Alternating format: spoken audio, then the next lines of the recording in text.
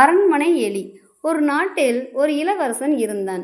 அவன் சிறந்த போர் வீரன். அவனுடைய வாழ்வீச்சிற்கு அந்த நாடே ஈடுகொடுக்க முடியாது.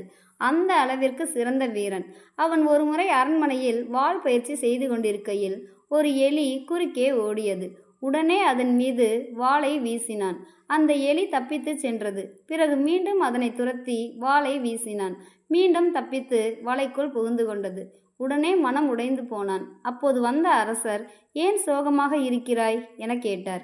அதற்கு இளவரசன், இந்த நாடே எனது வாள் வீசும் திறமைக்கு ஈடு கொடுக்க முடியாத போது இந்த சாதாரண எலியை என்னால் கொல்ல முடியவில்லையே என விவரித்தான். மன்னர் சிரித்துவிட்டு, எலியை கொல்ல வாள் பயிற்சி எதற்கு? அரண்மனை பூனையை கொண்டு வந்தாலே போதுமே என்றார். உடனே அரண்மனை பூனை வரவழைக்கப்பட்டது. அந்த பூனையும் எலியை வேட்டையாட முயன்றது. ஆனாலும் அந்த எலி எளிதாக அதனிடம் இருந்து தப்பித்து சென்றது. மீண்டும் இளவரசருடன் அரசரும் சோகமானார்.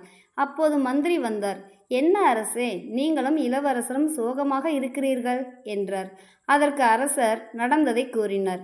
நம் நாட்டு பூனைகள் எதற்கும் உதவாது. ஜப்பான், பாரசீகம் போன்ற நாடுகளில் உள்ள பூனைகள் புலி உயரம் உள்ளன. எனவே அங்கிருந்து வரவழைப்போம் என்றார் மந்திரி. அதேபோல் அந்நாடுகளில் இருந்து பூனைகள் வரவழைக்கப்பட்டன. ஆனால் அவற்றிடம் இருந்தும் அந்த எலி சாமர்த்தியமாக தப்பித்து சென்று வலைக்குள் புகுந்தது. எலிக்கு இவ்வளவு திறமையா என அனைவரும் வியந்து கொண்டிருக்கையில் அங்கே இருந்த அரண்மனை காவலன், இளவரசே, இந்த எலிக்கு போய் எதுக்கு இவ்வளவு சிரமம் படணும்? எங்க வீட்டு பூனையே போதும் என்றான். மன்னருக்கு நம்பிக்கை ஏற்படவில்லை. என்ன, அரண்மனையில் வளர்ந்து வரும் பூனையால் முடியாதது சாதாரண பூனையால் முடியுமா என்றார். உடனே இளவரசர் மறித்து, சரி, எடுத்து வா உனது பூனையை என்றார். வீட்டிற்கு சென்று தனது பூனையை கொண்டு வந்தான். அந்த பூனை அந்த எலியை ஒரே தாவலில் லபக் என்று கவ்விச் சென்றது. இதனை பார்த்த இளவரசருக்கு பெருத்த ஆச்சரியம். என்ன இது அதிசயம்? ஜப்பான், பாரசீக அரண்மனையில் வளர்ந்த பூனைகளிடம் இல்லாத திறமை எப்படி இந்த சாதாரண பூனைக்கு ஏற்பட்டது? எப்படி சாத்தியம்? என்ன பயிற்சி கொடுத்து பூனையை வளர்க்கிறீர்கள் என்று வியந்தவாறே கேள்விகளை கேட்க தொடங்கினார். அதற்கு காவலாளி, பெரிதாக என் பூனைக்கு திறமையோ பயிற்சிகளோ எதுவும் இல்லை இளவரசே. என் பூனைக்கு ரொம்ப பசி, அவ்வளவுதான் என்றான். உடனே இளவரசருக்கு சுரீர் என்றது.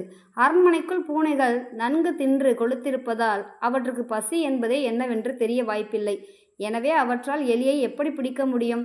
எந்த ஒரு வேலையையும் வெற்றிகரமாக செய்து முடிக்க வேண்டுமென்றால் முதலில் அதனை பற்றிய பசி அல்லது தேவை இருக்க வேண்டும். அப்போதுதான் அந்த காரியத்தை கச்சிதமாக செய்து முடிக்க முடியும்.